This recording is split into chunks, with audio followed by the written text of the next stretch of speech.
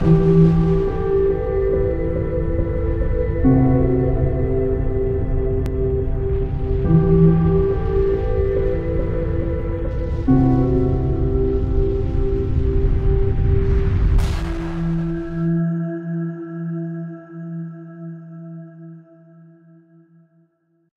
les amis, nous sommes le dimanche 6 septembre et cette fois-ci, c'était une émission que je vous ai annoncée déjà depuis quelques temps. Mercredi, je vous l'avais promis pour jeudi, avec deux avocats pour attaquer le fond du port du masque du décret du 10 juillet. On va y revenir dans cette émission et on n'a pas réussi à trouver le temps parce qu'il y a beaucoup de boulot. Cette fin de semaine a été dure et donc là, on s'est réunis au café le dimanche matin avec Maître Mana et Maître Philippot.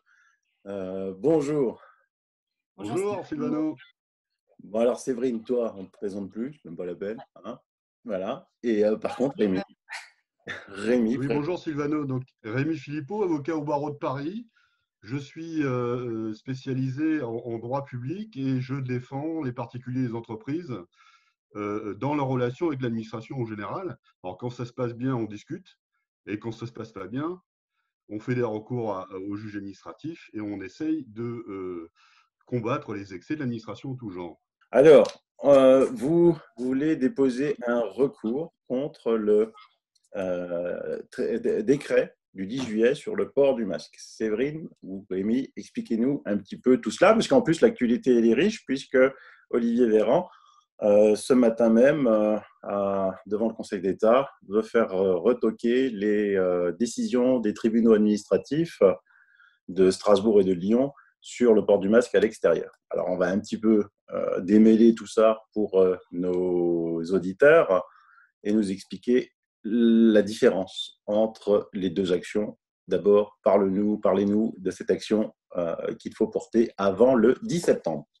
Alors, c'est l'action respirer librement.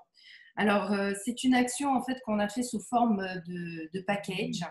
Alors, parce qu'il y a beaucoup d'initiatives en fait en France, de part et d'autre. Voilà, c'est un petit peu éparpillé. Et nous, on a voulu un petit peu structurer les choses en faisant une action avec donc un niveau national, donc au niveau national, et puis après au niveau local.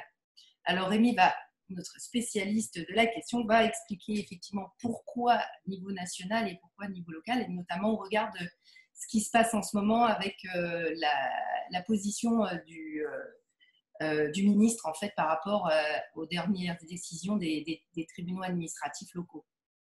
Oui, Séverine. Alors, pourquoi cette action, elle est très importante, l'action que nous présentons, et en quoi elle diffère des actions en présence? Les recours actuellement lancés sont des recours contre des arrêtés locaux. Strasbourg, Lyon, il y en a aussi, il me semble, à Marseille, à Paris, mais ce sont des recours contre l'application du décret du 10 juillet, ajouté au décret du 30 juillet, qui porte sur le masque obligatoire et le masque obligatoire en extérieur. Donc, effectivement, ce que nous vous proposons, nous, c'est de s'attaquer à la base. Le décret du 10 juillet et le décret du 30 juillet posent un certain nombre de questionnements, notamment au regard des libertés publiques. Et ils posent des questionnements relativement à l'âge, déjà, puisqu'effectivement, on a mis une obligation aux enfants de 11 ans.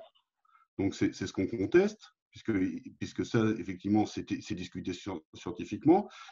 Il y a également des questionnements sur la rationalité d'une telle décision et pourquoi elle a été prise dans une telle urgence et sans cadre strict, puisque effectivement c'était une obligation qui est quasi générale et absolue.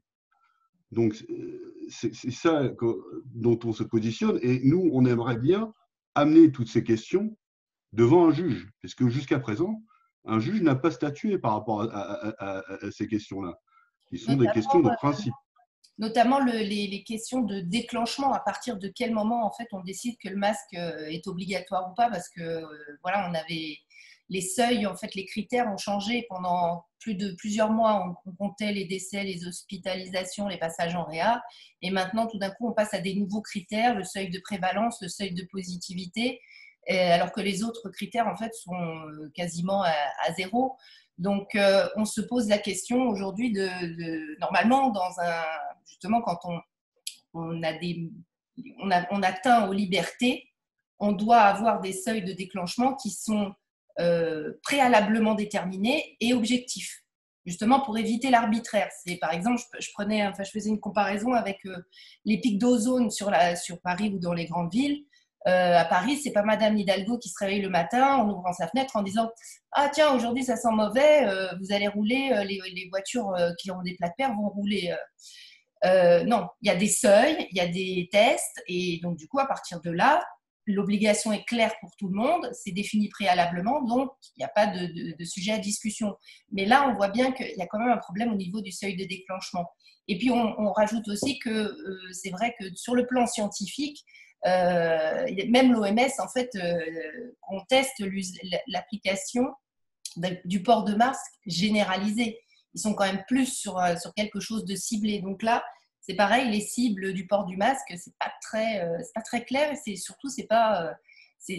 très discrétionnaire. Oui, et puis en plus, nous avons des pays qui n'utilisent pas du tout le masque depuis le début, qui ont des résultats bien meilleurs que nous. Et on ne peut pas dire que le virus fait attention aux frontières et que toutes les personnes sont identiques. Donc, il y a quelque chose qui ne va pas. Alors, il y a aussi un point en droit administratif, c'est qu'il faut que la mesure permette la réalisation du but poursuivi. Donc, on voit les résultats du masque. Alors, si je vois les derniers résultats par rapport aux critères qui sont utilisés aujourd'hui, notamment les cas positifs, je vois que là, on est dans une envolée lyrique des cas positifs. Donc, pourtant, depuis déjà quelques temps, on nous impose le masque obligatoire. Bon, voilà. Niveau résultat, a priori, le but poursuivi n'est pas forcément atteint. Pourquoi? Je ne sais pas. Mais en tout cas, la question se pose de savoir si, du coup, c'est véritablement la mesure qui est adéquate. Alors, pour ça, vous avez lancé une action collective. On les connaît déjà pour Laissons prescrire, mais là, sur une autre plateforme, agirensemble.eu, que l'on va présenter ici. Donc, la plateforme, elle a été un petit peu créée pour cette action et sera destinée à bien d'autres actions pour la suite, hein, puisque ça s'appelle Agir ensemble. Je pense que maintenant, on a compris que quand on est plusieurs, on peut mener des actions en justice assez aisément. Moi, je suis tout seul, j'ai envie de mener une action en justice devant le Conseil de l'État. Je sais que ça coûte une fortune d'avoir un avocat qui va aller plaider devant le Conseil de l'État, hein, puisqu'ils doivent être habilités à cela. Donc, je me dis, à quoi ça sert que je vais dépenser 10 000, 15 000 euros pour rien finalement. Tandis que si nous sommes 1000, dépenser 1,50 € pour aller devant le Conseil de l'État, moi, je le paye 10 fois, quoi, hein, comptant en plus. Donc ça, on a compris que c'était super. Et puis en plus, ça fait effet groupe et les gens, ils se sentent beaucoup plus forts quand ils sont en groupe, c'est ça? Voilà, c'est ça, c'est exactement ça. Sylvano, tu as parfaitement résumé. Alors, c'est vrai que c'était la rentrée. Donc, avec la rentrée, son lot de nouveautés. Donc, nouvelle action, nouvelle plateforme. Alors, la plateforme, c'est agir-le tiret du 6, agir-ensemble.eu. Donc, en groupe, on est plus fort. Et donc, on voit ici agir-ensemble.eu, accueil, présentation et la première action, respirer librement. Hein, c'est action collective relative au port du masque. Tout est expliqué. Et donc, tout en bas, si vous avez envie de participer. Quel est l'objectif, Séverine et Rémi? Alors, nous avons déjà un objectif en termes de temps, parce que le décret datant du 10 juillet, nous avons jusqu'au 10 septembre pour faire un recours contre ce décret. Donc déjà, en termes de temps, on est très, très serré. Et en termes alors nous, on a voulu faire cette fois, en fait, on a voulu simplifier au maximum, en fait, toute la partie administrative, parce qu'on voulait vraiment se concentrer sur notre travail d'avocat. Donc, on a mis en place un prix unique et des seuils de participation clairs. Donc, le prix, ça va être de 9,60 € pour chaque participant, qu'on soit citoyen, entreprise ou association. Et pour lancer donc le recours contre le décret national, il nous faut 5000 participants. Et ensuite, ça sera par tranche supplémentaire de 1500 participants on lancera des recours au niveau local contre des villes, voilà, qu'on choisira tous ensemble. On fera peut-être un sondage. Enfin, on verra comment ça se positionnera en fait en fonction du nombre de participants. Et sachant qu'effectivement, voilà, ça pourra aller très très vite aussi du côté des recours locaux. Alors, c'est vrai que par rapport à ce qu'il se passe, en fait, notamment le recours du ministre contre les arrêtés locaux, c'est vrai que notre recours, justement, a tout son intérêt parce que, comme disait Rémi tout à l'heure, on attaque en fait le fondement. Parce que les recours qui sont faits actuellement par le ministre sont orientés vers les décisions locales. Et les décisions locales se fondent sur le décret national. Alors, comme a dit Séverine, effectivement, la spécificité des recours actuels, c'est que ce sont des recours contre les conséquences du décret. Donc, quand on attaque les arrêtés locaux, on attaque juste les circonstances locales de port obligatoire du masque. C'est tout ce qu'on attaque. On n'attaque pas directement le port du masque obligatoire. Et il faut pour cela attaquer les décrets du 10 juillet et 30 juillet. Et c'est ça, effectivement, tout l'intérêt de l'action, sachant qu'effectivement, une action collective, ça nous permet non seulement d'attaquer en masse les 10 décrets, et le cas échéant, les décrets modificatifs, parce que tout s'enchaîne, tous les jours, il y a des nouveautés. Donc, il se peut que l'administration prenne des décrets pour tenir compte des conséquences, mais également qu'on attaque, par effet boule de neige, les arrêtés locaux, parce qu'effectivement, ça fera une masse qui attaque systématiquement tous les arrêtés. Donc ça c'est la cohérence et l'effet structurant de notre action, qui est finalement une action totale. Oui, pour bien résumer, hein, il y a eu les traités qui sont sortis 10 juillet et 31 juillet. Là se basent les différents préfets, les différents maires pour faire des décrets locaux, hein, ou des arrêtés locaux. Les gens attaquent ces arrêtés locaux. Là maintenant, que ce matin au Conseil d'État, il donne raison au tribunal administratif de Strasbourg ou il donne tort au tribunal administratif de Strasbourg, le fond reste le même, c'est nous on va s'attaquer au décret du 10 et du 31 juillet. On s'attaque à l'origine, à la tête, hein, non pas aux membres des petits décrets. Et donc ça c'est très important. Et effectivement, je veux dire, c'est des actions qui coûtent cher, hein, que vous, pour porter plainte, ça coûte cher. Je sais déjà le travail énorme que vous avez fait pour arriver à porter ce recours avant le 10 septembre, puisqu'il y a 2 mois, hein, de délai.